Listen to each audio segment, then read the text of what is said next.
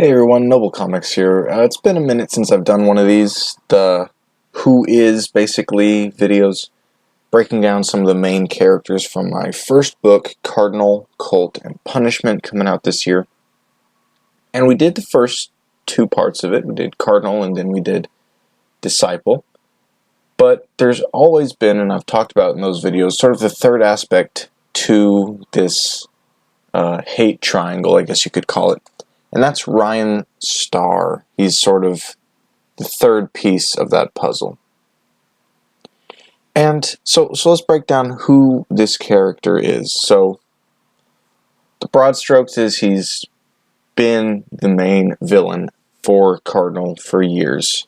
Back whenever Cardinal was a superhero during the 80s, Ryan Starr was his main villain. And he, as we'll see, had some ties to Cardinal even before he was a superhero. But he's a businessman. He doesn't really get into a lot of the fighting and combat himself.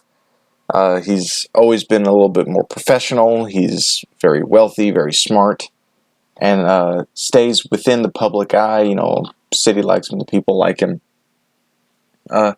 But underneath all that, he's the biggest crime lord in all of Cape City. He makes all of his money off of like medical stuff, pharmaceuticals. He's like a medical genius with different cures and different new, I don't even know what you would call them, miracle drugs, basically, you know, reduce the effects of aging and all that stuff. Which is why even as old as this guy is, pushing 90, he still looks pretty good. But came into a lot of money, very smart, became very powerful very quickly, and because of that, he got in league with some other very powerful people, and he started doing some less than ethical medical experiments. And he himself, you know, doesn't have any powers or anything like that, but he definitely dabbles with a few, you know, homeless people that nobody will notice that they go missing, do some experiments on them, stuff like that. So he's got definitely some dark secrets hidden in his tower.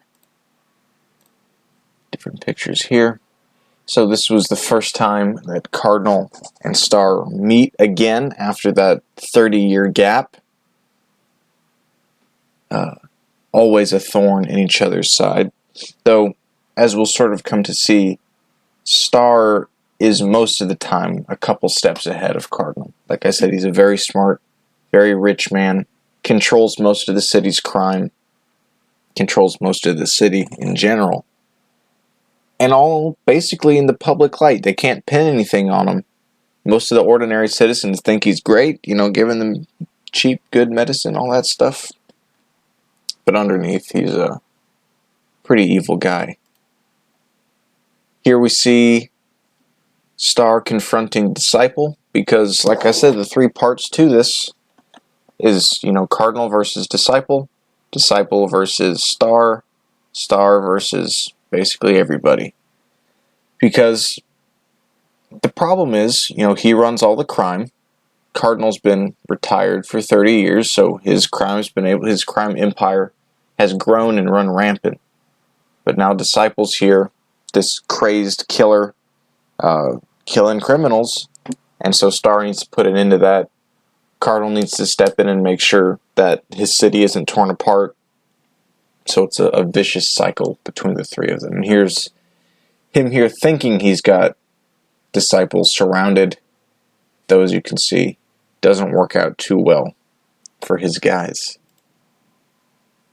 And then in this last one, and you can see in one of the early pages too, Starr Towers here, you know, near the heart of the city, one of the biggest, most notable, most powerful buildings where all sorts of diabolical stuff goes on the inside. But yeah, that's kind of a look at Ryan Starr, the old man who's always got a plan, I guess you could say. Very rich, very smart, very powerful and influential. Very cruel, though in his old age maybe he's getting a little softer, who knows. Trying to keep the capes out of his city, basically. He wants to run all the crime without any interference, and who can blame him? And we'll see if he gets away with it when the first book comes out. Thank you guys for watching. We'll be back with another one soon. Bye.